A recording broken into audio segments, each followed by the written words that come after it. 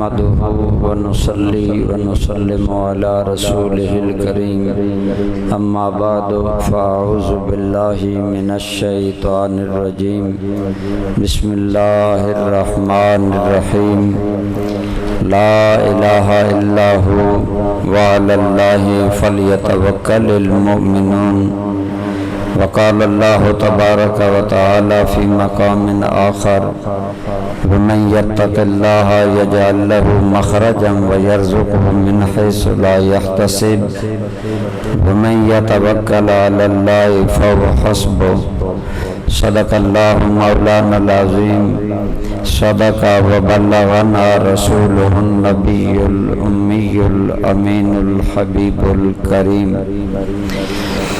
حمد و صلات کے بعد قابل احترام برادران اسلام، اللہ کریم پر ایمان لانے کا ایک تقاضا یہ ہے کہ اپنی زندگی کے سارے چھوٹے بڑے ظاہر باطن مخفی اعلانیہ سارے معاملات میں بندہ بھروسہ اور توکل صرف اللہ پر کرے۔ اللہ تعالیٰ کو ماننے کا یہ تقاضا ہے۔ ہمارا عقیدہ ہے کہ اللہ رب العالمین خالق ہے، مالک ہے، قادر ہے۔ تو جب اللہ تعالیٰ کے بارے میں یہ بنیادی عقیدہ توحید ہمارا یہ ہے کہ وہ ہمارے حالات جانتا ہے، وہ ظاہر و باطن جانتا ہے، ہر چیز پر قادر ہے، تو پھر ہمیں اپنے آپ کو اپنے رب کے حوالے کرتے ہوئے تمام معاملات میں اعتماد اور بھروسہ کس پر کرنا چاہیے؟ اللہ کریم پر کرنا چاہیے۔ ایمان کا یہ تقاضا ہے۔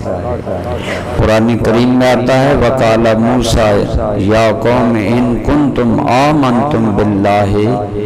حضرت موسیٰ علیہ السلام نے قوم کو فرمایا اے میری قوم، اگر تم اللہ پر ایمان لائے ہو فعلیہ توکلوا، تو اللہ ہی پر اعتماد کرو۔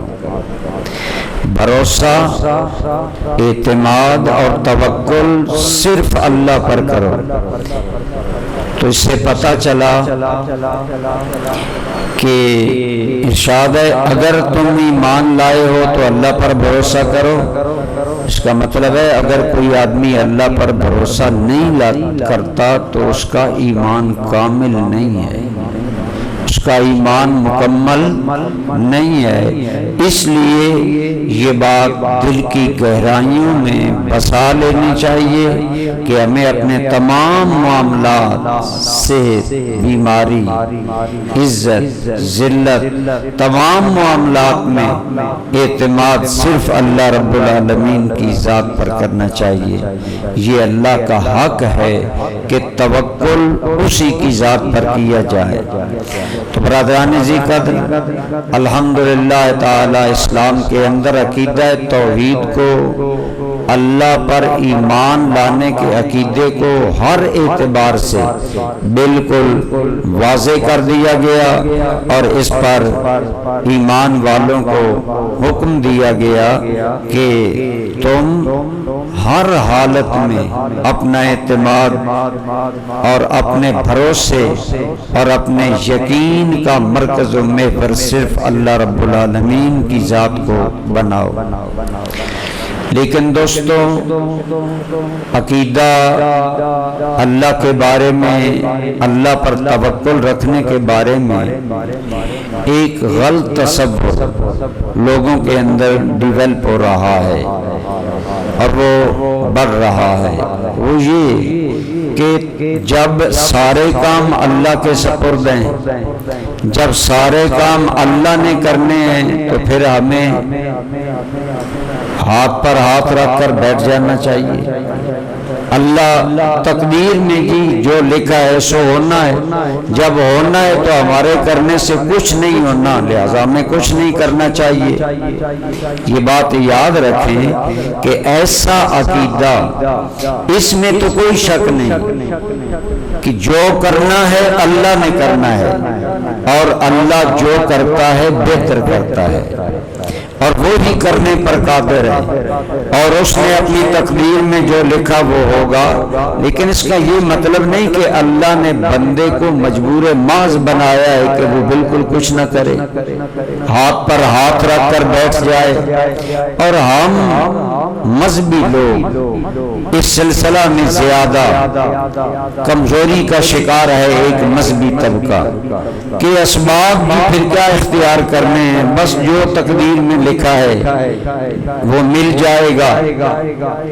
لہذا اس کا نتیجہ کیا نکلا؟ بے عملی، بیکار بن جانا، بے سود بن جانا، اور اپنی زندگی سنوارنے کے لیے کوئی تدبیر، کوئی فکر، کوئی عمل، کوئی کام نہ کرنا۔ یاد رکھیں اسلام کا توکل علی اللہ کا یہ بالکل مفہوم نہیں ہے۔ اسلام کے اندر توکل علی اللہ کا مفہوم یہ ہے کہ اسباب اختیار کرو، اسباب اپناؤ، اسباب تلاش کرو، لیکن فائنل بھروسہ اور نتیجہ اللہ کی ذات پر چھوڑو۔ اب دیکھیں ہم جس جہان میں بس رہے ہیں یہ عالم اسباب ہے، ہمارے دائیں بائیں، آگے پیچھے، اوپر نیچے، ہر طرف اسباب ہی اسباب۔ اللہ کریم نے اس جہان کو بنایا ہی اسباب کے لیے، اور اسباب کے ذریعے یہ نظام زندگی چل رہا ہے۔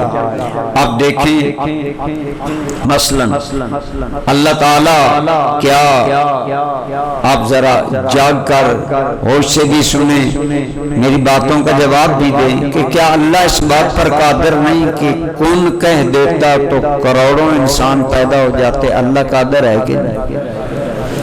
ایک کن کہہ کر اللہ کریم اربوں انسان پیدا کر سکتا ہے کہ نہیں؟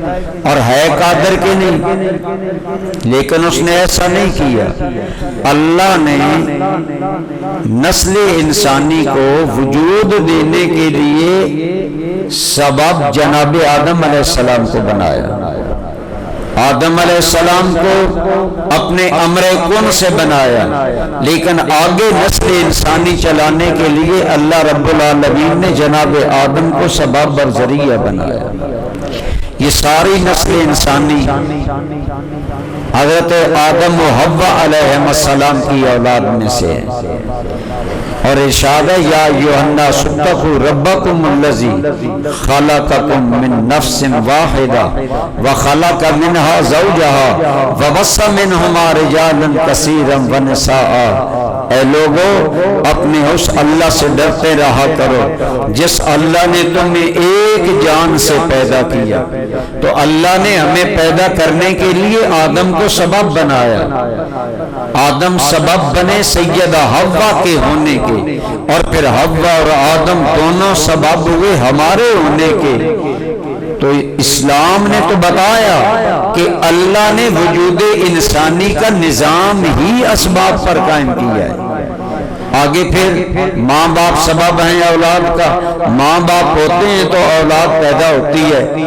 اللہ کریم تو قادر ہے کہ آدم علیہ السلام کو جیسے بغیر ماں اور بغیر باپ کے پیدا فرما دیا، اسی طرح سب کو پیدا کر دیتا، لیکن نہیں، اللہ کریم نے یہاں عالم اسباب کے تحت، عالم اسباب کو اسباب کے تحت پیدا فرمایا، اور گویا بتایا کہ اس جہان کی بنیاد اسباب پر ہے۔ اسباب اختیار کیے بغیر کوئی کام کیا نہیں جا سکتا۔ پھر آپ آگے دیکھیں اللہ کریم قادر تھا کہ اپنے سارے بندوں کو ہدایت پر لگا دیتا. وَلَوْ شِئْنَا لَآتَيْنَا كُلَّ نَفْسٍ هُدَاهَا، اگر ہم چاہتے تو ہر بندے کو ہدایت دے دیتے، لیکن نہیں، اللہ نے لوگوں کو ہدایت اور رہنمائی خود ڈائریکٹ نہیں دی. لوگوں کی رہنمائی اور رشد و ہدایت کے لیے اللہ کریم نے نبی پیدا فرمائے کہ نہیں فرمائے. تو گویا سبب، یہ عالم اسباب ہے. اللہ کریم نے یہاں اسباب کے ذریعے جہان بنایا، تو گویا پتہ چلا اسباب اختیار کرنا توکل کے خلاف نہیں ہے، بلکہ یاد رکھیں اسلام دین حرکت ہے، اسلام دین برکت ہے. اسلام اپنے ماننے والوں کو حرکت کرنے، کام کرنے، ہاتھ پاؤں ہلانے، محنت و مزدوری کرنے کا حکم دیتا ہے. اسلام نے ہمارا عقیدہ کیا ہے؟ رزق دینے والا کون ہے؟ اللہ. تمام چیزوں کے نتائج ہمیں عطا فرمانے والا کون ہے؟ اللہ کریم. لیکن اللہ کریم نے ہی ہمیں بتایا کہ سن لو، لیس للانسان الا ما سعی، انسان کو وہی کچھ ملے گا جو انسان کوشش کرے گا. گویا تیری کوشش سبب ہوگی تجھے کچھ ملنے. تو ہاتھ پر ہاتھ رکھ کر بیٹھ جائے اور کہے میں جی اللہ پر توکل کر رہا ہوں، اللہ ہی مجھے دے گا، اللہ کریم خود کہتا ہے نہیں، لیسا للانسان الا ما سعی. یہ حقیقت کان کھول کر سن لو کہ انسان کو وہی کچھ ملے گا جس کی وہ طلب کرے گا. وقت طلب، پھر طلب کے لیے کوشش کرے گا، جد و جہد کرے گا، اور اس طرح زندگی گزارے گا.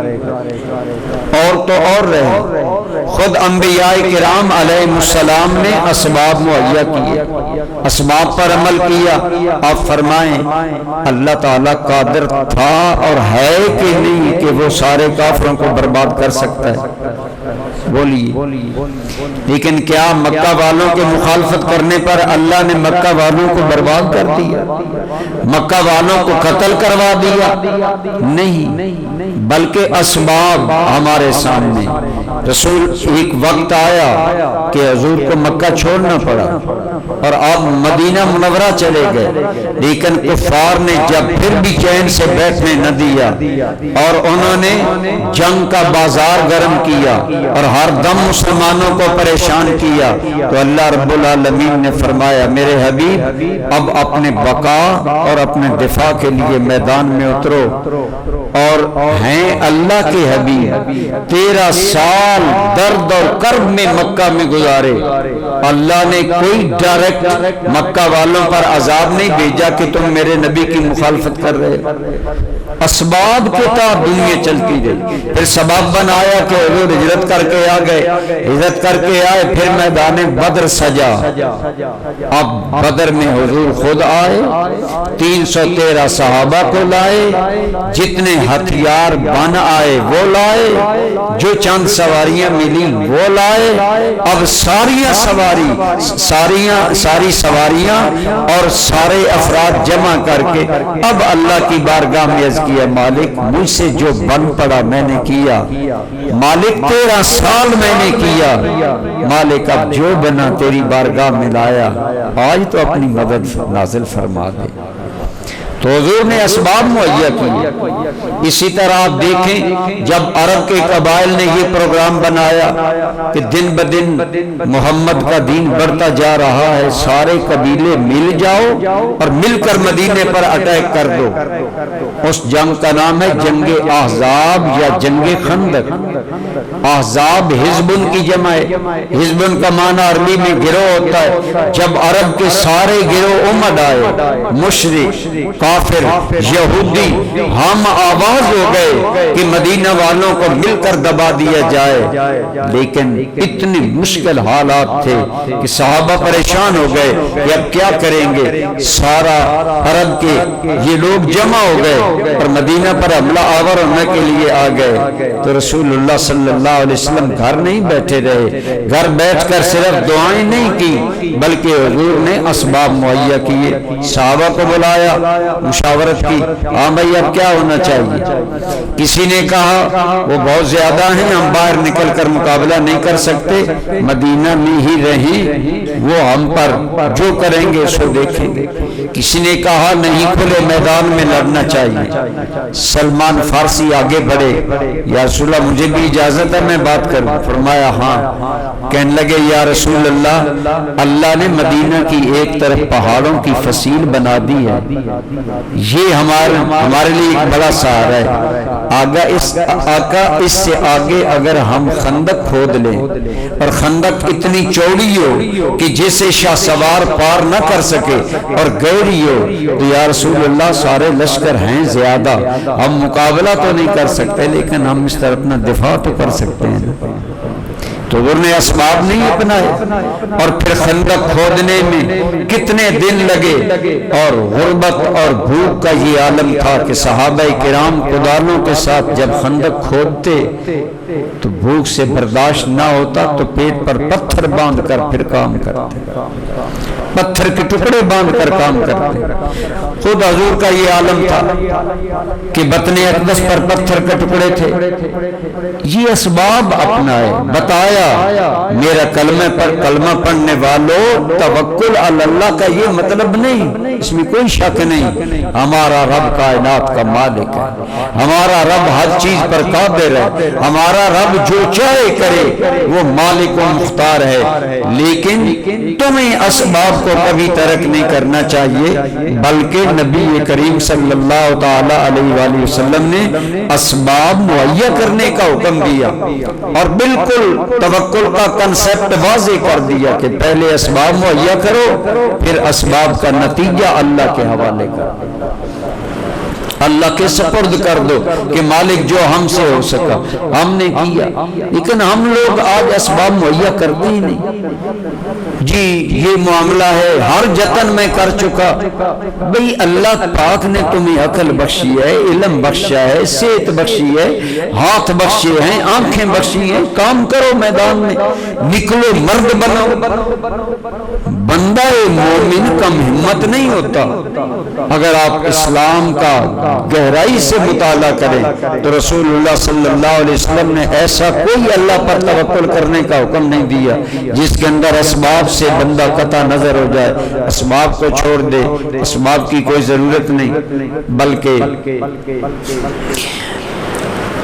حضرت انس بن مالک رضی اللہ تعالیٰ عنہ فرماتے ہیں، یہ حدیث ترمذی میں ہے کہ ایک آدمی حضور کی بارگاہ میں آیا، سرکار سے ملنے آیا، اس کے پاس اونٹنی تھی، اب اندر آنا چاہتا ہے تو عرض کرتا ہے یا رسول اللہ اونٹنی میرے پاس ہے، میں اللہ کے توکل پر اسے ویسے ہی چھوڑ دوں یا پہلے اس کا ڈھنگا باندھوں پھر اس کو اللہ کے حوالے کروں؟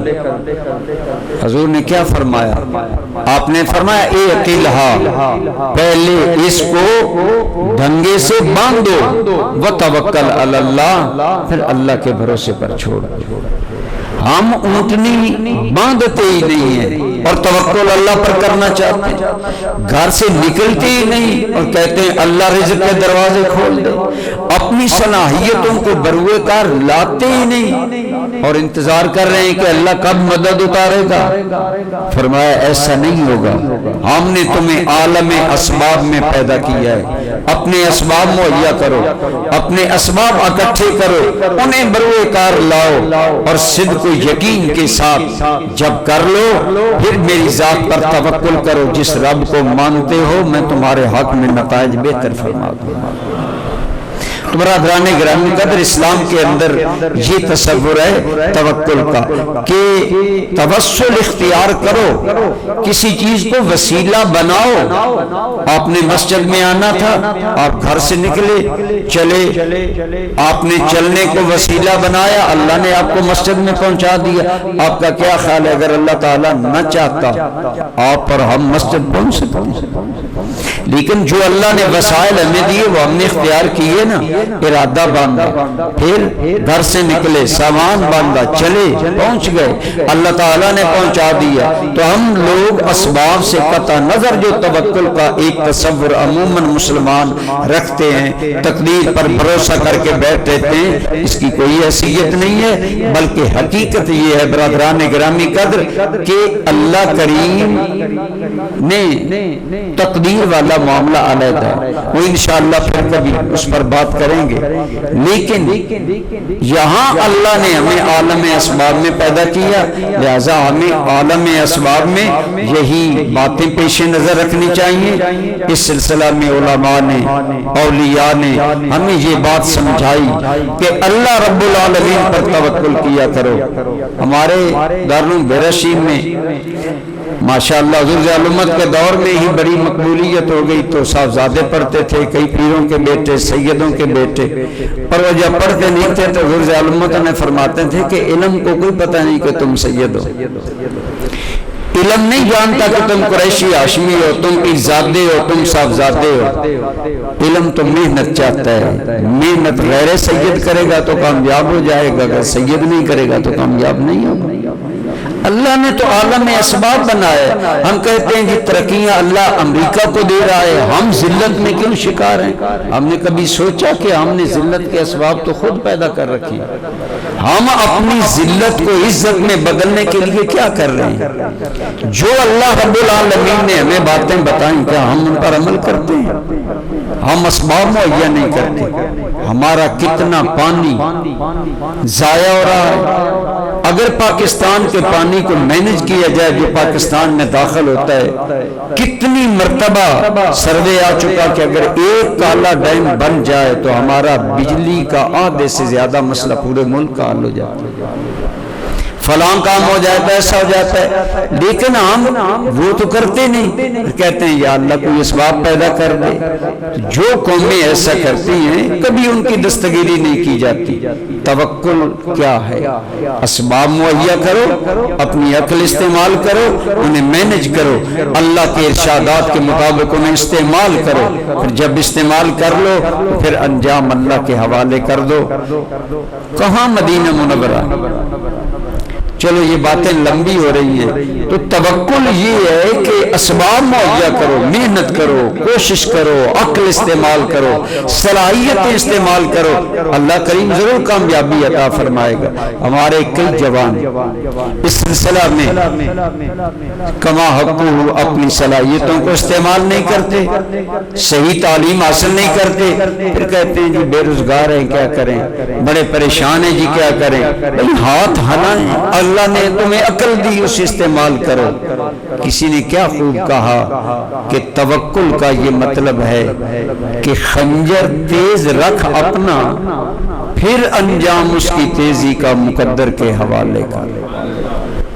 ایک کسان زمین ہی نہیں تیار کرتا، کہتا ہے کہ میرے گھر دانے آ جائیں۔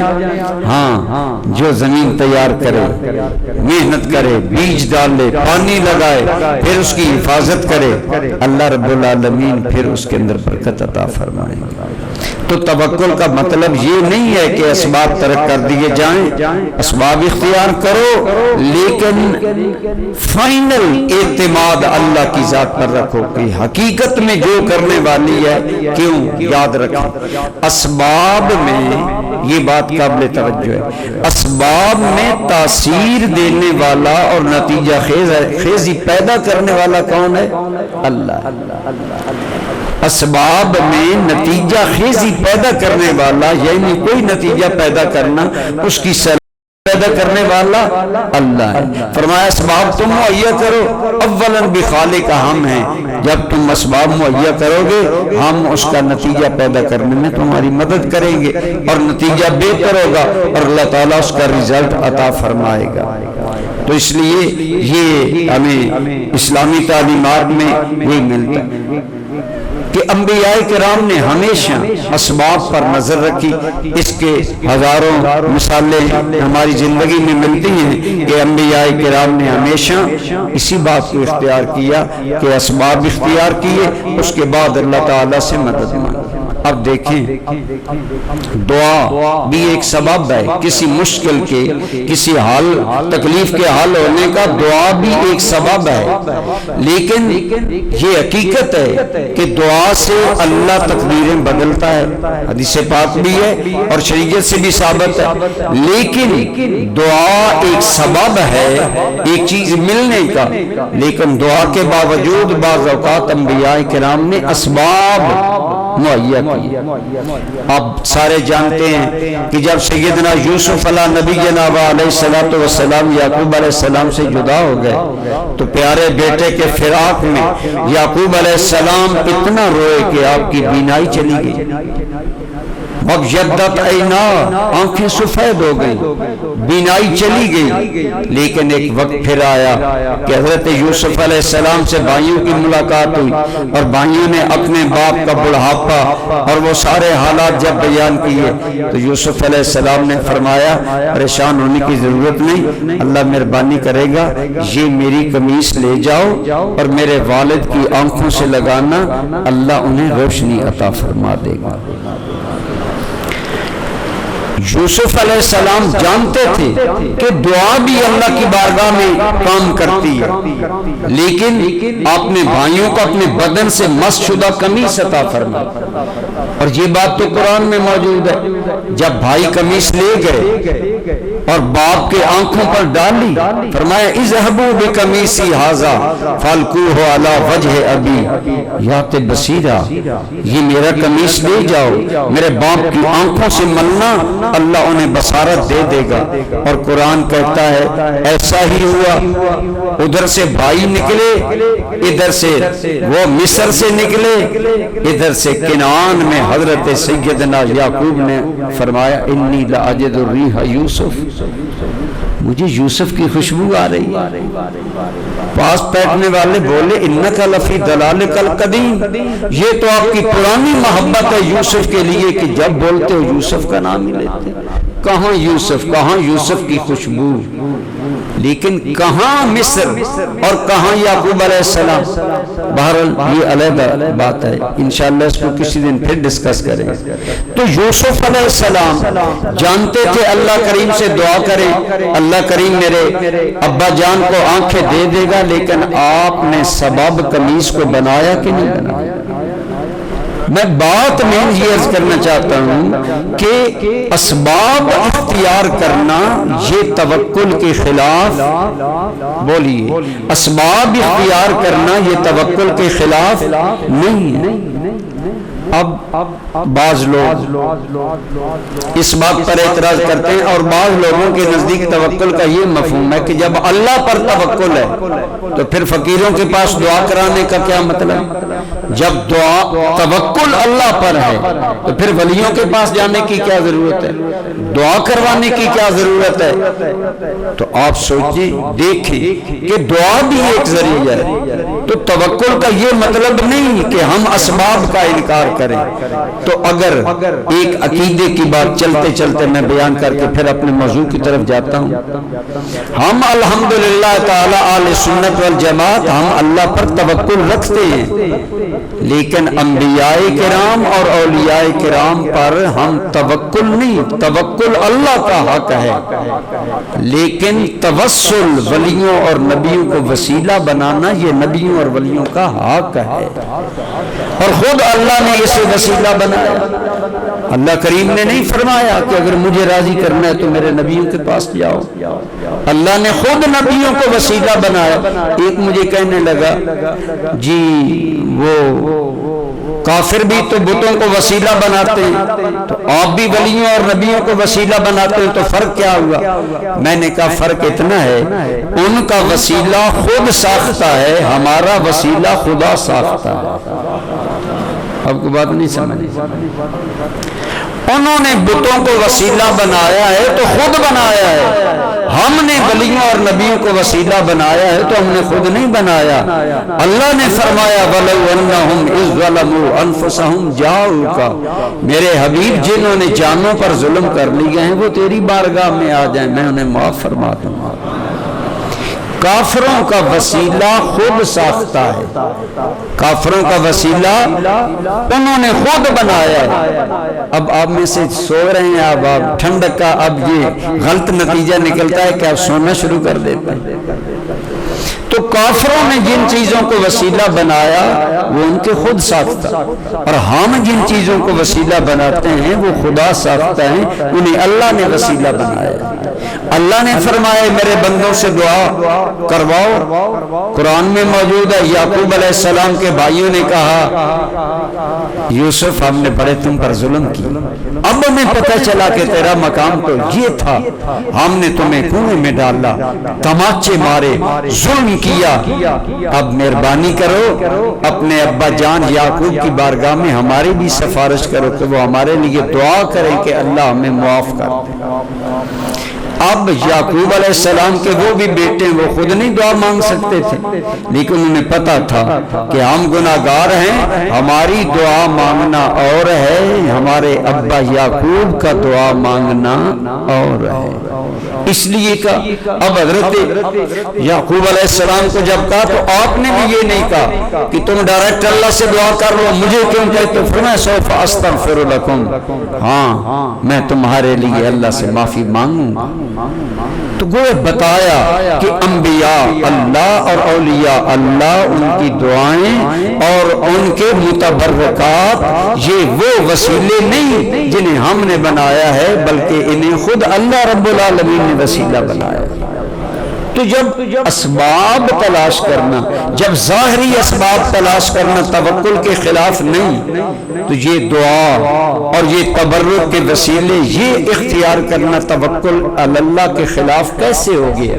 اور اسے کیسے شرک کہہ دیا گیا کہ جی تم تو مانتے ہو کہ اللہ کا ولی دعا کرے گا مشکل حل ہو جائے گی، پھر رب پر توکل کیا رہا؟ میں نے کہا کہ آپ پیناڈال گولی کھائیں سر کا درد دور ہو جائے، اگر پیناڈال گولی کھانے سے توکل اللہ میں کوئی فرق نہیں آتا تو ولی اللہ سے دعا کروانے میں بھی توکل اللہ پر کوئی فرق نہیں۔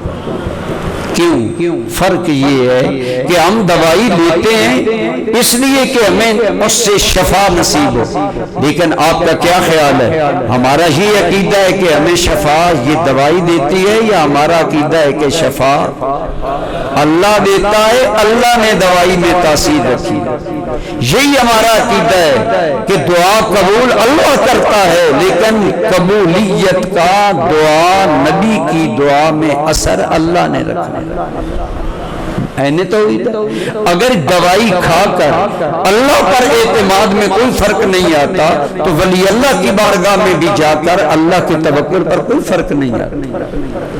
ایک مرتبہ نہیں کئی مرتبہ آپ کو عرض کیا گیا، یہ بخاری شریف کی حدیث ہے، حضرت ابو ہریرہ کا حافظہ کمزور تھا، یا رسول اللہ میں سارا دن پڑا رہتا ہوں مسجد نبوی میں، حضور کی حدیث سے سنتا ہوں مجھے یاد نہیں ہوتی، یا رسول اللہ اب کیا کریں؟ تو حضور نے یہ نہیں فرمایا، بخاری شریف کی حدیث ہے کہ تم اللہ سے دعا کرو، فرمایا اچھا ایسا کرنا جب میں بولوں نا، ایک روایت میں یہ ہے فرمایا چادر بچھا دو، ایک روایت میں یہ کہ یوں حضور نے 2 چلو بھرے حضرت ابو ہریرہ کی چادر پر ڈالے اور فرمایا زن میں اسے اپنے سینے سے مل لو۔ ابو ہریرہ کہتے ہیں میں نے چادر لپیٹ کر سینے سے ملی، وہ دن گیا آج کا دن آیا، مجھے کوئی حدیث کبھی بھولی ہی نہیں۔ اب حضور کے وہ چلو بھرنا اور حضرت ابو ہریرہ کی چادر میں ڈالنا اور حضرت ابو ہریرہ کا اپنے سینے پر ملنا، کیا یہ توکل اللہ کے خلاف تھی باتیں؟ حضور کہتے ہیں ابو ہریرہ توکل اللہ پر کرو، بھروسہ اللہ پر کرو، میرے پاس کیا لینے آئے ہو؟ ابو ہریرہ کو بھی پتا تھا خزانے اس کے ہیں تقسیم اس کی ہے، خزانے رب کے ہیں تقسیم محمد مصطفیٰ کی ہے۔ حضرت ابو ہریرہ نے عرض کی حضور موج میں تھے، حضور نے کرم کر دی۔ ہر وقت نبی کی ایک کیفیت نہیں ہوتی، کبھی نبی پر مقام ناز ہوتا ہے، کبھی نبی پر مقام نیاز ہوتا ہے۔ جس کیفیت میں نبی ہوتا ہے اسی میں اسی کیفیت میں ہوتا ہے۔ حضرت سیدہ زینب بے چین ہو گئی، آپ کا بچہ آپ کی بیٹی بیمار ہوئی، حضور کی بیٹی ہے نا حضرت سیدہ زینب، یہ بڑی حضور کی بیٹی، بےتابی میں لونڈی کو دوڑایا، حضور سے جا کر عرض کرو کہ میرا بچہ یا بچی، زیادہ بچی کے الفاظ ہوتے ہیں، یا رسول اللہ شدید بیماری میں مبتلا ہے، آپ مہربانی کر کے تشریف لائیں۔ تو پیغام بھیجا، یا فرمایا صبر کرو، اللہ صبر عطا فرمائے۔ وہاں آپ نے مقام ناز نہیں استعمال کیا، مقام نیاز استعمال کیا۔ یہ الگ باتیں ہیں۔ بہرحال اسباب چھوڑ کر اللہ پر توکل کرنا یہ کوئی دین نہیں ہے، اور نہ ہی اسلام اس کا حکم دیتا ہے۔ اسلام کا حکم یہ ہے اسباب مہیا کرو۔ حضرت بابا فرید الدین گنج شکر رحمت اللہ تعالی علیہ، آپ کو پتہ ہے اللہ کریم نے صوفیاء کو یہ شرف بخشا ہے کہ وہ بڑی پتہ کی بات کریں۔ آپ فرماتے ہیں ایک بستی کا ایک آدمی ایک اللہ کے ولی کے پاس آیا، ایک بزرگ کے پاس آیا اور کہنے لگا کہ حضرت میں پردیش جا رہا تھا تو میں نے مناسب سمجھا کہ آپ سے مل لوں۔ فرمایا کیوں جا رہے ہو؟ تمہارے والدین یہی ہیں، تمہارا گھر بار یہی جناب، میں یہی پلا، یہی پروان چڑھا، لیکن اب تلاش معاش میں جا رہا ہوں، اب رزق کی تلاش میں یہاں سے میں جا رہا ہوں۔ پرانے دور میں سفر بڑے مشکل ہوتے تھے، اس نے کسی دور بستی کا نام لیا، میں وہاں جا رہا ہوں، یہاں رزق مجھے نہیں مل رہا، میں وہاں جا رہا ہوں۔ ان بزرگوں نے کہا اچھا اگر جانا ہے نا جاؤ، لیکن اس نگری کے خدا کو میرا سلام دینا۔ اب وہ بندہ پریشان ہو گیا، اس نے کہا حضرت یہ کیا؟ فرمایا جہاں جا رہے ہو وہاں کا جو خدا ہے اس کو میرا سلام۔ جناب اللہ تو ایک ہے، وہاں کوئی علیحدہ تو نہیں۔ فرمایا اگر اللہ ایک ہے تو اللہ یہاں بھی تو رزق دے سکتا ہے نا، تم تلاش رزق کے لیے کس بستی میں جا رہے ہیں؟ پھر اسے اپنے پاس بٹھا کر اس کے حالات پوچھے، حالات پوچھ کر فرمایا بیٹا یاد رکھو اللہ نے یہ عالم اسباب بنایا ہے، تم نے اسباب نہیں اپنائے، تم نے اپنے اسباب کو مینج نہیں کیا، تم محنت نہیں کرتے۔ محنت کرو، اللہ پر بھروسہ کرو اور خوب محنت کرو، اپنے معاملات کرنے میں پوری عقل مندی سے کام لو۔ اور بیٹا ایک بات یاد رکھو کہ صرف کامیابی اسباب پر بھی نہیں ہوتی، اللہ کی یاد پر ہوتی ہے۔ ساتھ ساتھ اللہ کو یاد بھی کرو، اسباب بھی مہیا کرو، خوب محنت کرو۔ اور ایک بات یاد رکھو کہ یہ بھی کوئی ضروری نہیں کہ جتنا تو رزق چاہتا ہے اتنا تیری تقدیر میں بھی ہو۔ اللہ جو دے دے اس پر قناعت کرو، اس کو کافی سمجھو اور خلوص کے ساتھ اپنی محنت کرو۔ آپ نے ایسی باتیں چند اس کے ساتھ کی کہ اس آدمی کی آنکھیں کھل گئی کہ یہ کتنی پیاری آپ نے مجھے بات کی کہ اللہ وہاں بھی وہی اللہ ہے یہاں بھی۔ اب اس کا یہ مطلب نہیں آپ کہیں کہ ایک آدمی پردادن خان سے اسلام آباد شفٹ ہوتا ہے کہ وہاں کاروبار کے اسباب زیادہ ہیں تو یہ اسلام میں جائز ہے، کوئی حرج نہیں ہے، لیکن ان بزرگوں نے اس کو سمجھانا یہ چاہا کہ تو جو محنت تو کرتا نہیں، اپنے اسباب تو مہیا کرتا نہیں، اپنی پلاننگ تو کرتا نہیں، اپنے معاملات میں غور و فکر کرتا نہیں، اور کہہ رہا ہے کہ اللہ رزق نہیں دیتا۔ جس اللہ نے رزق تمہیں وہاں دینا ہے وہ اللہ رزق تمہیں یہاں بھی عطا فرمائے گا۔ یعنی آپ اس کو اسباب کی طرف متوجہ کر رہے تھے کہ جتنے کامیابی کے لیے اسباب ہیں ان سب کو تم بروئے کار لاؤ، تمام تدبیر کرو اور ان معاملات کو مینج کرو۔ جب مینج کر لو گے اس کے بعد اللہ تعالیٰ برکت عطا فرمائے گا۔ تو بہرحال میں یہ بات عرض کر رہا تھا کہ یہ ہمارا کنسپٹ غلط ہے کہ صرف اللہ پر توکل کر لیں اور خود کچھ نہ کریں، یہ بات نہیں ہے۔ علامہ اقبال جو قوم کا ایک مسیحا بن کر آیا تھا اور اللہ نے اسے بڑی آفاقی فکر دی، وہ علامہ اقبال اپنی قوم کے جوانوں سے خطاب میں کہتا ہے، میں آپ کی خدمت میں وہی پیش کرتا ہوں۔ اقبال کہتا ہے کہ اے نوجوان، میں وہ نوجوانوں کو علامہ اقبال کہتا ہے کہ تیرے دریا میں طوفان کیوں نہیں ہے، تیرے دریا میں طوفان کیوں نہیں ہے، خودی تیری مسلمان کیوں نہیں ہے، ابس ہے شکوہ تقدیر یزداں، تو خود تقدیر یزداں کیوں نہیں ہے۔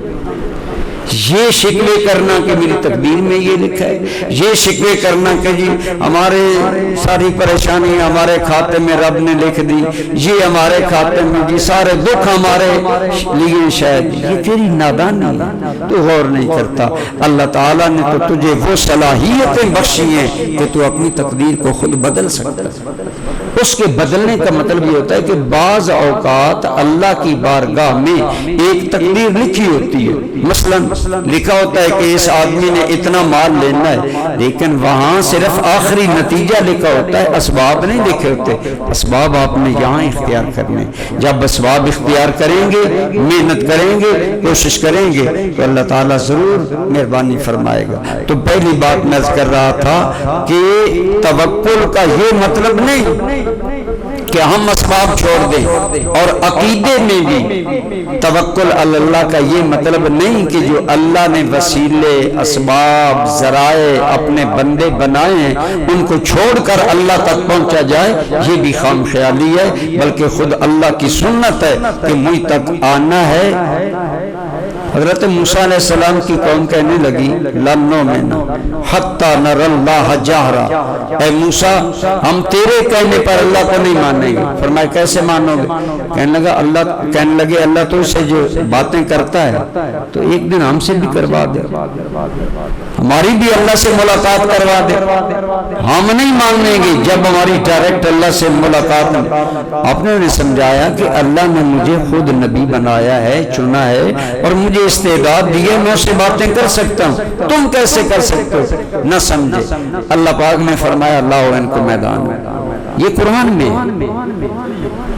70 آدمی لے کر حضرت موسیٰ علیہ السلام گئے، اللہ کریم نے چھوٹی سی تجلی ڈالی، 70 کے 70 مر گئے۔ حضرت موسیٰ علیہ السلام نے کہا یا اللہ اب میں قوم میں کیسے واپس جاؤں گا؟ یہ مر گئے، جب میں قوم میں جاؤں گا قوم مجھے کیا کہے گی؟ موسیٰ کیا چاہتے ہو؟ یا اللہ یہ نادان ہیں، یہ بے وقوف ہیں، انہیں کیا پتا کہ اللہ تک رسائی اللہ کے نبی کے ہی ذریعے ممکن ہے۔ فرمایا موسیٰ ہم یہی دنیا کو بتانا چاہتے ہیں کہ نبی کو ہم نے اپنی ذات تک پہنچنے کا سبب اور وسیلہ بنایا ہے، اور جو نبی کو کراس کر کے آتا ہے اس کا انجام تباہی ہوتا ہے۔ تو اسباب عالم ظاہر میں بھی اسباب اپنانا توکل اللہ کے خلاف نہیں ہے، اور عالم باطن میں بھی اسباب اختیار کرنا اور وسائل کو اختیار کرنا اور ماننا یہ توکل اللہ یا عقیدہ توحید کے خلاف نہیں ہے۔ لیکن اللہ رب العالمین پر ہمیں بھروسہ کرنا چاہیے، کامل اعتماد کرنا چاہیے۔ اللہ پر ہمیں کیسا بھروسہ کرنا چاہیے، کیسا اعتماد کرنا چاہیے؟ نبی پاک کی حدیث پاک میں آتا ہے، ترمذی میں یہ حدیث ہے، اور اس کے راوی بڑے جلیل القدر انسان ہیں، سیدنا عمر بن الخطاب رضی اللہ تعالیٰ عنہ۔ آپ فرماتے ہیں نبی کریم صلی اللہ علیہ وسلم نے فرمایا لو انکم کنتم توکلون علی اللہ حق توکلہ، اگر تم اللہ پر توکل ایسا کرتے جیسا کرنے کا حق ہے، جیسا کرنے کا حق ہے۔ اللہ پر توکل کرنے کا حق ایک تو یہ ہے کہ ظاہری اسباب مہیا کرے، اور ایک یہ ہے کہ اللہ کی مدد کا انتظار کرے۔ یہ ضروری نہیں ہوتا ہم چاہتے ہیں، مثلا کئی آدمی کہتے ہیں جی استخارہ بتائیں، استخارہ ہمارا کر دیں۔ میں کہتا ہوں عجیب بات ہے، تکلیف تجھے ہے، استخارہ میں کروں؟ تم خود کیوں نہیں اللہ سے استخارہ کرنا؟ استخارہ کا معنی ہوتا ہے خیر طلب کرنا۔ آج کل آسانیاں بن گئی نا، ٹی وی پر بھی استخارے ہو رہے ہیں، 50,000 روپیہ دیا، یہ بتائیں ہمیں کیا ہے؟ اس نے جو کچھ کہہ دیا اس کے پیچھے چل نکلا۔ کیا وہ خدا ہے؟ سب کچھ جانتا ہے جس کے پاس آپ گئے؟ وہ تو اٹکل پچو لگا رہا ہے۔ آپ اپنا ایمان بھی برباد کر رہے ہیں، مال بھی برباد کر رہے ہیں۔ استخارہ اسی آدمی کو کرنا چاہیے جس کو پرابلم پیش ہے، وہ نفل پڑھے، وہ گڑ گڑائے، وہ عرض کرے اللہ کی بارگاہ میں۔ تو بہرحال یہ بات دوسری طرف نہ چلی جائے۔ سرکار کریم صلی اللہ علیہ وسلم نے فرمایا انکم لو انکم کنتم توکلون علی اللہ حق توکلہ، اگر تم اللہ پر ایسا توکل کرتے جیسا توکل کرنے کا حق ہے تو پھر کیا ہوتا؟ لرزقتم کما ترزق الطیر، تو تمہیں ایسے رزق دیا جاتا جیسے پرندوں کو دیا جاتا ہے۔ پرندوں کو رزق کیسے دیا جاتا ہے؟ تغدو خماسا، وہ صبح خالی پیٹ گھونسلوں سے نکلتے ہیں، وتروح بطانا، اور شام کو آتے ہیں تو پیٹ بھرے۔ لیکن کیا پرندہ ہو کر تیری طرح اتنا بے ہمت ہے کہ گھونسلے میں پڑا رہتا ہے، یا پرندہ گھونسلے سے نکلتا ہے؟ بولیں، پرندہ نکلتا ہے نا۔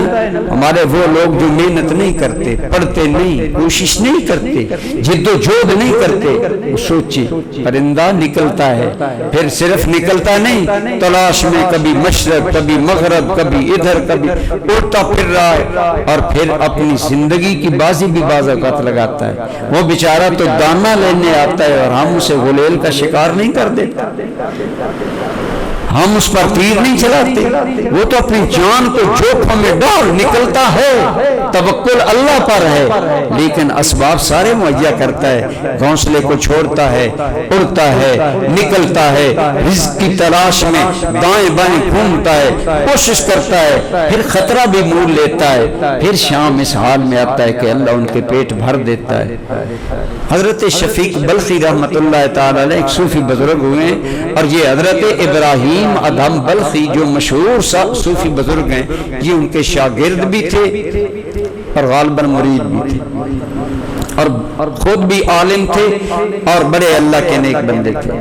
حضرت شفیق بلخی رحمت اللہ تعالی علیہ اپنے عزیزوں کے ایک دن فرمانے لگے کہ میں نے توکل علی اللہ کا سبق ایک غلام سے سیکھا ہے۔ کس سے سیکھا ہے؟ کل بھی میں نے عرض کیا تھا کہ اہل اللہ ہر بات کو توجہ سے لیتے ہیں، غور کرتے ہیں، غور کر کے پھر اس سے نتیجہ نکالتے ہیں۔ حضرت شفیق بلخی رحمت اللہ تعالی علیہ فرماتے ہیں کہ میں نے توکل کا سبق ایک غلام سے سیکھا۔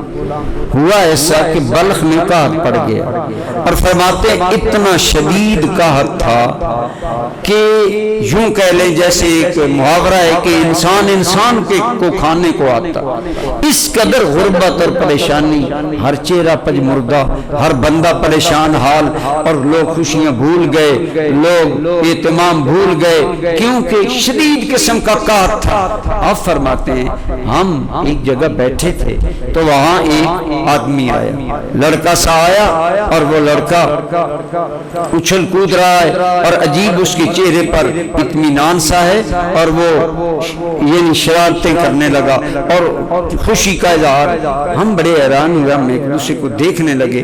ایک آدمی نے اس کو ڈانٹ کر کہا کہ لوگوں پر اتنی بڑی مصیبت آئی ہے، ہر بندہ پریشان ہے، اور تو جو ہے وہ تو عجیب ہماری اس حالت کا مذاق اڑا رہا ہے۔ اس نے کہا کیا مطلب تمہارا؟ انہوں نے کہا لوگ بھوکے مر رہے ہیں، ہر جانب پریشانی، ڈیرے ڈال رکھے ہیں، مایوسی، انتہائی پریشانی ہے، اور تیرا یہ حال ہے۔ اس نے کہا مجھے پریشان ہونے کی کیا ضرورت ہے، میں جس مالک کا نوکر ہوں نا، وہ مالک پورے گاؤں کا مالک ہے۔ میرا مالک ایک گاؤں کا جاگیردار ہے، اور سارا گاؤں کی جاگیریں اس کی ملکیت ہیں، تو جس کے مالک کی جاگیریں پورا گاؤں، اس کو قحط کا غم کرنے کی کیا ضرورت ہے؟ شفیق بلخی فرماتے ہیں وہ تو چلا گیا، لیکن میں اللہ کی بارگاہ میں توبہ کے لیے سر سجدے میں رکھا۔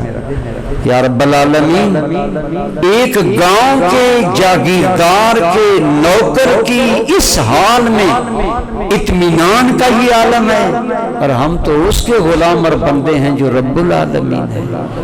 یا اللہ، ہم بار بار تمہیں نماز میں رب العالمین تو کہتے ہیں، لیکن ہم نے اس کو سمجھا نہیں ہے، مالک ہم نے اس مفہوم کو اپنایا نہیں ہے، ہم نے تیری ذات پر اتنا بھی توکل نہیں کیا جتنا کہ غلام اپنے جاگیردار مالک کی جاگیر پر توکل رکھتا ہے۔ یا رب العالمین، ہماری پہلی سوچیں معاف فرما، یا اللہ ہماری غلط اندیشیاں معاف فرما، اور ہمیں اپنی ذات پر توکل کی نعمت عطا فرما۔ حضرت شفیق بلخی رحمت اللہ تعالی علیہ دنیا معرفت میں ایک بڑا نام رکھتے ہیں اور لوگ جانتے ہیں کہ حضرت شفیق بلخی کی پھر زندگی کتنی پائے کی تھی. آپ فرماتے ہیں وہاں سے میں سیکھا کہ ایک گاؤں کے جاگیردار کے نوکر کو کوئی پریشانی نہیں تو میں تو کائنات کے رب کا بندہ، ہم تو اس کا نام لینے والے ہیں. اس لیے بلا وجہ غم زدہ نہ رہا کریں، بلا وجہ مایوسی اپنے اوپر طاری نہ کریں، بلکہ اپنے رب پر نظر رکھیں کہ جس رب العالمین نے مجھے ماں کے پیٹ میں رزق عطا کیا ہے وہ اب بھی عطا کرے گا. میرے معاملات میں کوئی کمی ہے، میری مینجمنٹ میں کوئی کمی ہے، میری سوچ میں کمی ہے، معاملات کو منظم کرنے میں کمی ہے، تو اسلام یہ درس دیتا ہے کہ توکل اللہ پر رکھو، نتیجہ اللہ کے سپرد کرو، لیکن اپنے معاملات کو مینج کرتے رہو. اور جب اللہ رب العالمین پر بھروسہ اور توکل رکھو گے تو فرمایا وَمَن يَتَوَكَّلْ عَلَى اللَّهِ فَهُوَ حَسْبُهُ، جو اللہ پر بھروسہ کرتا ہے اللہ اسے کافی ہو رہتا ہے، اللہ اسے اکیلا نہیں چھوڑتا. یہ یقین اس ایک غلام جاگیردار کے غلام کو تو حاصل ہو گیا، اللہ ہمیں بھی عطا فرمائے. جب اللہ پر یہ یقین حاصل ہو جاتا ہے اللہ رب العالمین پھر بندے کی مدد ضرور فرمایا کرتا ہے. جب حضور 313 بدر میں لے کر آئے نا اور حضور گڑ گڑا کر دعائیں مانگ رہے تھے یا رب العالمین اب تو تیری مدد آ جائے، تو حضور کے نا کندھے مبارک پر چادر مبارک جو کملی تھی حضور کی عاجزی کی وجہ سے زمین پر گر گئی.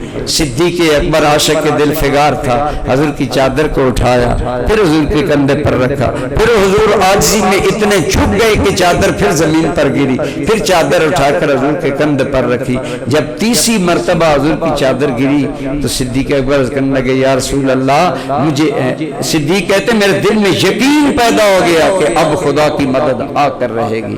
میں نے یہی یقین حضور کی بارگاہ میں کیا یا رسول اللہ مجھے یقین ہے کہ اللہ رب العالمین ہمیں مدد کے بغیر نہیں چھوڑے.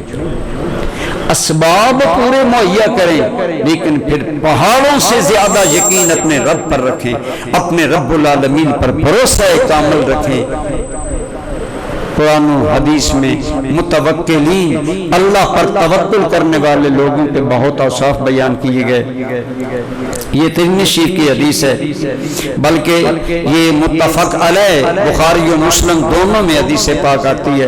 حضور نبی کریم صلی اللہ علیہ وسلم فرماتے ہیں مجھے نبی دکھائے گئے، نبیوں کی امتیں دکھائیں گئی، کسی نبی کے ساتھ تھوڑے بندے کسی کے ساتھ زیادہ، مجھے اللہ رب العالمین نے آفاق در آفاق مخلوق دکھائی اور دکھلا کر کہا میرے محبوب یہ تیری امت ہے. جب یہ کہا تو اس کے آگے حضور فرماتے ہیں اللہ تعالیٰ نے مجھے بتایا کہ اے میرے محبوب ہم تیری امت میں سے 70,000 ایسے خوش نصیب بندے ہوں گے نا جنہیں ہم بلا حساب جنت میں داخل فرمائیں. حدیث کے الفاظ ہیں یدخل الجنت من امتی 70,000 بغیر حساب. صحابہ کرام نے کیا اتنی بات کر کے نا حضور کا شان کرم میں چلے گئے. اب صحابہ کی بے چینی بڑی. میں پہلے بھی کہتا ہوں ہم دنیا میں ریس اور رشک کرتے ہیں اور مقابلہ کرتے ہیں، صحابہ آخرت میں مقابلہ کرتے ہیں. اب صحابہ آپس میں باتیں کرنے لگے کہ وہ بخت والے کون ہوں جن کا حساب نہیں ہوگا، اور حضور کی امت کے وہ منتخب 70,000 آدمی ہوں گے. اتنے میں سرکار واپس آ گئے. صحابہ چہمگوئی کر رہے تھے. فرمایا کیا بات ہے یا رسول اللہ ہم آپس میں ڈسکس کر رہے ہیں کہ وہ لوگ کون ہوں گے جن کے بارے میں سرکار کریم صلی اللہ علیہ وسلم نے فرمایا کہ وہ بلا حساب جنت میں جائیں گے. تو حضور نے ان لوگوں کا وصف بیان کیا جنہیں اللہ تعالیٰ بغیر حساب کے جنت بھیجے گا. فرمایا ہم الذین لا یسترقون ولا یتطیرون وعلی ربہم یتوکلون. حضور نے 3 ان کی خوبیاں بیان. پہلی خوبی فرمایا لا یستسرقون، پہلی ہے لا یسترقون، وہ کوئی جھاڑ پھونک. یہ دم درود کرانے والے توجہ سے غور سے سنیں، آج ہم نے دم درود کو بھی غلط رنگ دے دیے. اپنی لا علمی کی وجہ سے اور دین سے بے خبری کی وجہ سے۔ اب یہی حدیث پڑھ کر جو دم درود کا انکار کرتے ہیں، یہ حدیث وہ بڑے دھڑلے سے پڑھتے ہیں ہمارے سامنے، کہتے ہیں دیکھو حضور نے فرمایا بلا حساب وہ 70,000 جنت میں جائیں گے جو دم درود نہیں کرواتے، جو جھاڑ پھونک نہیں کرواتے۔ لیکن آپ جیسے آدمی کو تو وہ پریشان کر لیتے ہیں، لیکن جن علماء کی ساری حدیث پر نظر ہوتی ہے وہ کہتے ہیں کہ تم بتاؤ کہ جب سورہ فلق اور سورہ ناس اتری تو یہ تو خود دم بن کر اتری، لیکن آپ کو پتہ نہیں ہوتا، وہ آپ کو پریشان کرتے ہیں۔ اس کا مطلب یہ ہے جو غلط جھاڑ پھونک اور دم درود کروانے، فرمایا وہ 70,000 وہ بخت والے لوگ ہیں جنہوں نے کبھی غلط قسم کا کوئی دم کوئی جھاڑ پھونک نہ کروائی ہے نہ کرتے ہیں۔ ایک بات ولا یتطیرون، اور دوسری بات کہ وہ کوئی فعل بد نہیں لیتے، کوئی فعل بد نہیں لیتے۔ یہ بات بڑی قابل غور ہے، یہ عقیدہ توحید کے خلاف ہے، ایک بندہ مومن کی شان کے خلاف ہے کہ گھر سے نکلے بلی راستہ کاٹ دے، اوہو جی بلی آگے سے گزر گئی اب میرا کام نہیں ہوگا، واپس آ۔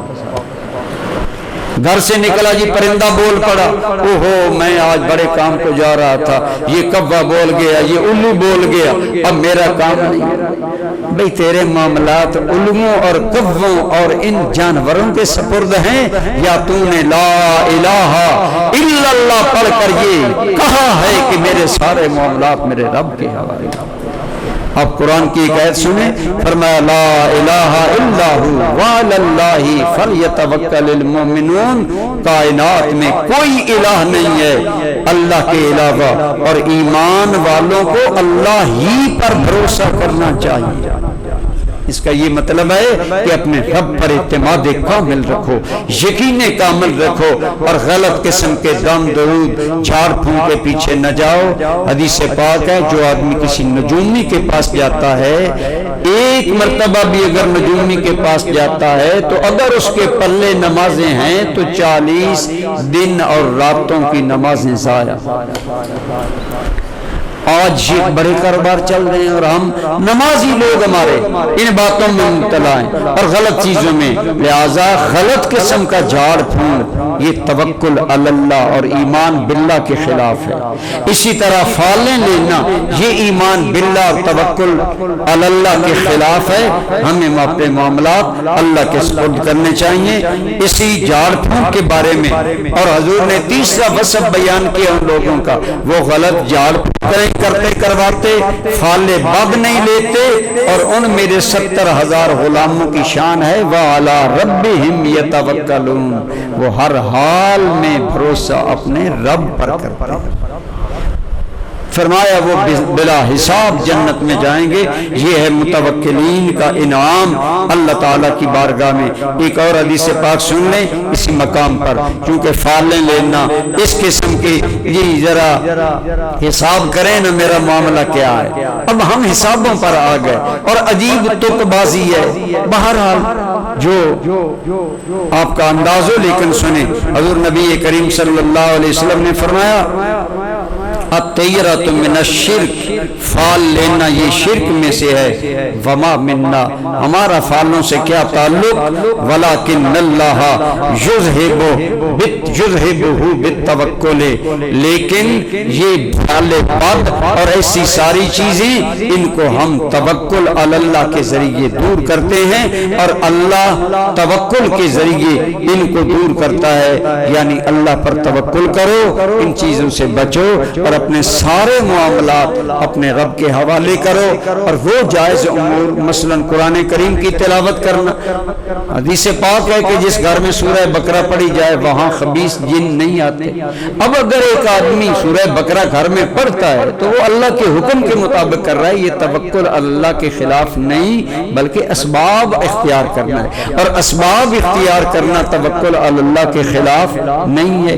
اسی طرح وہ دم وہ تعویذ جو قرآن و سنت کے مطابق ہے وہ اختیار کرنا، اسباب اختیار کرنا ہے، اور اسباب اختیار کرنا توکل اللہ کے خلاف نہیں ہے۔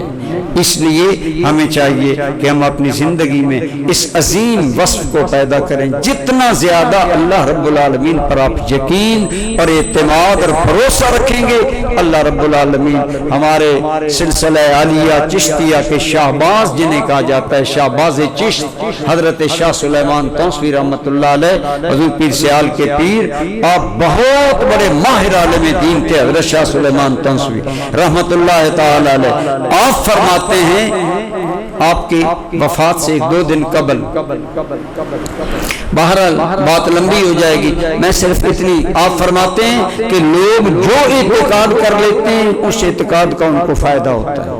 اب اگر اعتقاد بد بندے کے ساتھ رکھیں گے تو اس کے ساتھ مل کر جہنم میں جائیں گے، اور اگر اعتقاد اللہ کے نیک بندوں سے رکھیں گے تو ان کے ساتھ جائیں گے۔ لہذا اس لیے یہ حقائق ہیں اپنی جگہ، اور ہمیں صفت توکل اللہ سے مانگنی چاہیے۔ آپ کو شاید یاد ہو، میں نے پچھلے اعتقاد میں بھی بتایا کہ حضور نبی کریم صلی اللہ علیہ وسلم نے ہمیں بتایا کہ جب بھی گھر سے نکلو، اور سرکار جب بھی گھر سے نکلا کرتے تو حضور ایک دعا پڑھتے، بڑی مختصر سی دعا ہے، آسان سی دعا ہے، یاد کرنی چاہیے معتکفین کو۔ میں مولانا سے عرض کروں گا کہ وہ لکھوا کر لگا بھی دیں۔ بسم اللہ پڑھیے، توکلت علی اللہ لا حول ولا قوت الا باللہ۔ یہ دعا ہے گھر سے نکلنے کی۔ جب بھی گھر سے بندہ مومن نکلے اسے یہ دعا پڑھنی چاہیے، کیونکہ یہ سرکار کی سنت ہے۔ آپ پڑھیں گے آپ کے وہ لمحات مطابقت رسول اللہ میں گزریں گے، حضور کی سنت پر عمل کرنے میں گزریں گے، اور فائدہ کیا ہوگا؟ سرکار کریم صلی اللہ علیہ وسلم فرماتے ہیں جو آدمی اپنے گھر سے نکلتے ہوئے یہ دعا پڑھ لینا۔ آج ہم بہت سے مقدمے اٹھا کر جاتے ہیں، جی پیر صاحب یہ مسئلہ ہے، یہ مسئلہ ہے، ہماری گٹھڑی کے وہ پورے نہیں ہوتے شکوے، تو حضور کی اس ایک دعا کو اپنا لیں، کیا نتیجہ ہوتا ہے؟ فرمایا جو آدمی گھر سے نکلتے ہوئے یہ پڑھتا ہے نا، اللہ کے ملائکہ اسے کہتے ہیں ہدیتا وکفیتا ووقیتا۔ اے اب ان پر غور کریں نا، کیا ہے؟ پہلا ہے بسم اللہ، یعنی گھر سے ہم جب نکلتے ہیں بسم اللہ یعنی میں اللہ کے نام سے کا نام لے کر نکلوں، اور توکل تو اللہ، میں نے اللہ پر توکل کیا، لا حول ولا قوت الا باللہ، کوئی طاقت نہیں برائی سے بچانے والی، کوئی نیکی کرنے کی طاقت دینے والا نہیں مگر صرف اللہ کے پاس ساری طاقتیں ہیں۔ تو جب بندہ اپنی ذات سے دستبردار ہو جاتا ہے کہ میرے اندر نیکی کرنے کی کوئی طاقت نہیں، برائی سے بچنے کی کوئی ہمت نہیں، میں بڑا کمزور ناتواں ہوں، میں نے اپنے رب پر توکل کیا اور ساری طاقتیں میرے رب کے پاس ہیں۔ جب بندہ یوں اپنی طاقتوں سے دستبردار ہو کر اپنے آپ کو رب کے حوالے کر دیتا ہے، توکل کرتا ہے، تو خدا کے ملائکہ کہتے ہیں ہدیتا، تمہیں ہدایت دی گئی، وکفیتا، تمہیں کفایت دی گئی، ووقیتا، اور تم شیطانوں کے شر سے بچا لیا گیا۔ اب یہ حدیث مکمل نہیں ہوئی، حضور نے فرمایا جو بندہ مومن یہ دعا پڑھتا ہے نا اسے ملائکہ 3 خوشخبریاں سناتے ہیں۔ پہلی ہدیتا، تمہیں ہدایت مل گئی، وکفیتا، تمہیں مبارک ہو، تیرے معاملات میں اللہ کافی ہو جائے گا، ووقیتا، اور تو شیطانوں کے شر سے بچا لیا گیا۔ تو وہاں ماحول میں یاد رکھیں ملائکہ بھی موجود ہوتے ہیں، شیطان بھی موجود ہوتے ہیں، تو جو ارد گرد شیطان ہوتے ہیں نا وہ ایک دوسرے کو کیسے کہتے ہیں کہ تو اس بندے کو کیسے نقصان پہنچا سکے گا جس نے سارے معاملات رب کے حوالے کر دیا۔ اور آگے حدیث کے الفاظ ہیں کہ وہ شیطان دوسرے سے کہتا ہے ہدیہ وکفیہ ووقیہ، یہ تو ہدایت پا گیا، یہ تو اللہ کی پناہ میں آ گیا، یہ تو ہم سے بچ گیا، ہم اس پر اب کیسے حملہ کر سکتے ہیں؟ اتنی بڑی ضمانت ہے کہ دشمن بھی مان گیا کہ یہ خدا کی حفاظت میں آ گیا، ہمیں وہ اپنانی چاہیے حفاظت کے نہیں اپنانی چاہیے۔ بالکل مختصر سی دعا ہے، ہر دوست کو آنی چاہیے، شاید ہم نے پچھلی مرتبہ یاد کروائی تھی، تو جی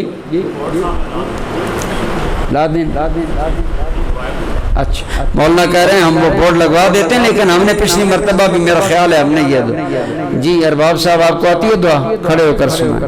یہ بچہ ہمارے پاس اعتکاف کر رہا ہے، تو پچھلے سال اس کو اور کو بھی سنائی تھی، اب سال گزر گیا ہے، لیکن مجھے امید ہے کہ جی یہ دعا دوسری جو ابھی میں نے پڑھی ہے، گھر سے نکلنے والی،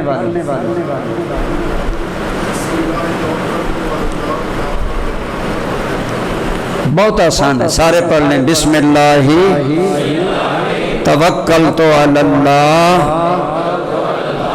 لا حول ولا قوت الا باللہ، بس یہاں تک۔ بعض الا باللہ العلی العظیم بھی آگے کرتے ہیں۔ یاد رکھیں جو دعا حدیث پاک میں جتنی آئی ہے اتنی ہی پڑھنی چاہیے۔ وجہ یہ ہے کہ اتنے الفاظ محبوب خدا کے منہ مبارک سے نکلے، حضور کے لب ہائے مبارک کی برکتیں انہیں حاصل ہو گئی، اور وہ برکتیں حاصل کرنی چاہیے۔ اللہ تعالیٰ آپ کو اور مجھے توکل علی اللہ کی اعلیٰ صفت عطا فرمائے۔ یقین جاننے خدا کی قسم ہم نے دیکھا ہے کہ جن لوگوں کو توکل نصیب ہوتا ہے نا ان کے معاملات عجیب ہوتے ہیں۔ بہرحال اب ٹائم نہیں، آپ کی نیند کا میں خیال کرتا ہوں، آپ لوگ خیال نہیں کرتے۔ آپ صبح 5 گھنٹے سوتے ہیں پھر بھی ناراض ہوتے ہیں، 4 بجے آپ سوتے ہیں، 9 بجے آپ کو جگایا جاتا ہے آپ پھر بھی نہیں جاگتے۔ تو یہ میرا شکوہ ہے، یہ ٹائم بہت لمبا ہے۔